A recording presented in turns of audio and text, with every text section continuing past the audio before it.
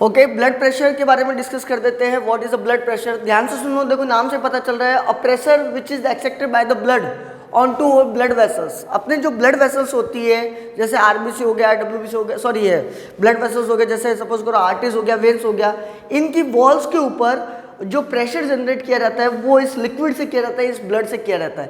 तो देखो इसका डिफाइन क्या हो जाएगा, the pressure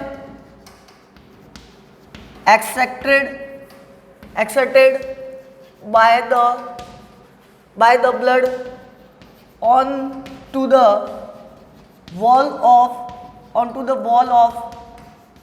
of blood vessels।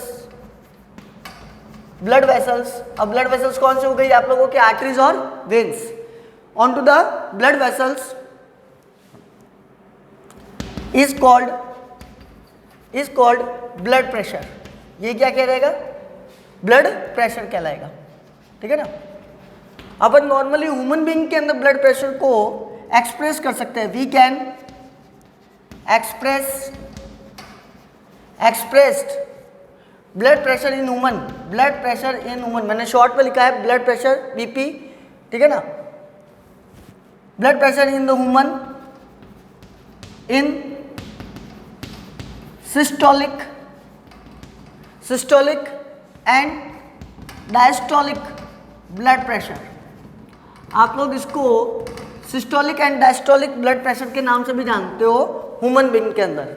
अब सिस्टोलिक का मतलब क्या हो गया, सिस्टोलिक का मतलब क्या, अपर रेंज, हाई से high, upper range. Systolic means, systolic blood pressure means, it means high range, या आप लोग बोल सकते हो अपर रेंज, अपर वैल्यू। और ये वैल्यू फिक्स भी होती है बच्चों, ये वैल्यू होती है 90 to 120 mmHg, millimetre Hg, mercury, millimetre mercury, ये मेजरमेंट होता है। सेकंड हो जाता है आपका diastolic blood pressure value is lower, या इसकी लो वैल्यू होती है। वो लोअर वैल्यू क्या होगी, ध्यान से सुन लो, द लोअर वैल्यू होगी आप लोगों की 60 to 80 mmHg।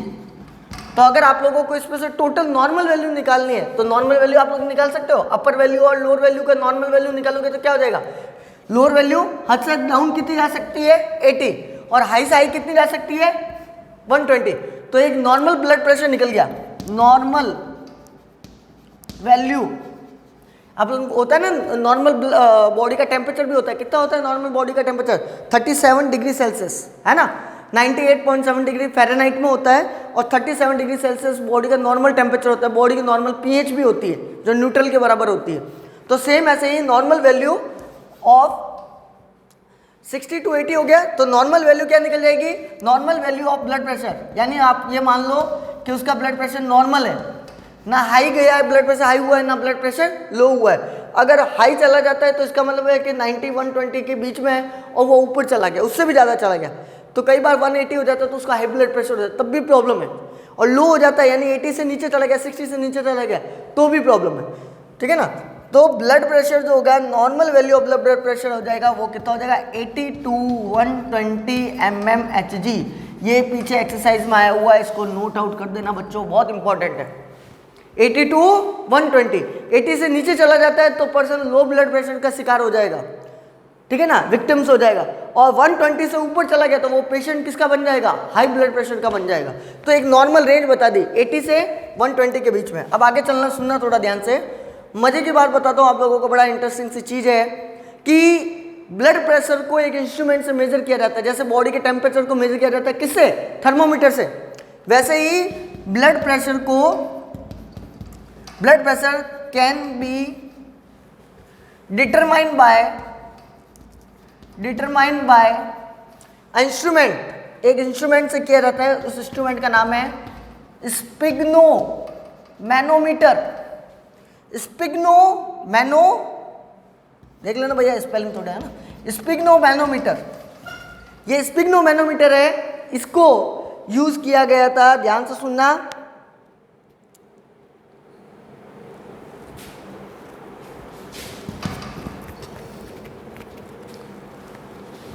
नोट आउट कर लो भैया इसको।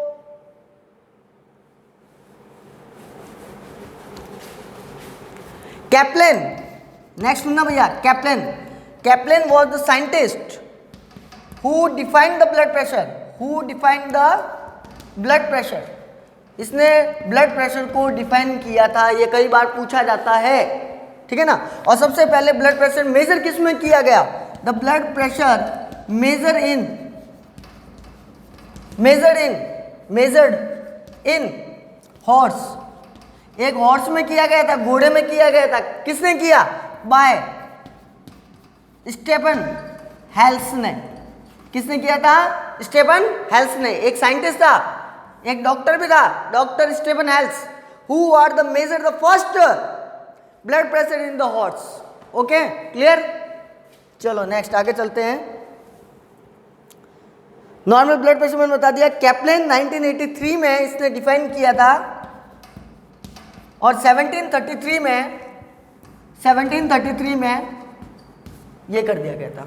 नेक्स्ट वीडियो में जब मेरा एक और लेक्चर आएगा तब हम लोग इंटॉक्सिकेटिंग सब्सटेंस के बारे में बात करेंगे। मैं थोड़ा सा डिटेल बता दूं, टॉक्सिकेटिंग का मतलब क्या होता है, जहरीली चीज़ें, जो टॉक्सिस है, ठीक है ना, नार्कोटिक्स है, जो नार्कोटिक्स होती है जो अपने सेंट्रल नर्वस सिस्टम को इफेक्ट कर देती है, जैसे like alcohol, wine, opium, codeine, morphine, कुछ ऐसे ड्रग होते हैं जो कि हमारी बॉडी के सेंट्रल नर्वस सिस्टम को ब्लॉक कर देते हैं और धीरे धीरे हम लोग हैबिचुअल हो जाते हैं। कुछ मेंटल स्ट्रेस के कारण है, कुछ हम लोग टेंशन के कारण है, तो हम लोग इंटॉक्सिकेटिंग सब्सटेंस के हैबिचुअल हो जाते हैं, एक गलत लत लग जाती है जिसकी वजह से हम लोग धीरे धीरे हमारा कैरियर बर्बाद कर देते हैं, हमारा फ्यूचर बर्बाद हो जाता है। उसको बारे में डिस्कस करेंगे इन द नेक्स्ट वीडियो।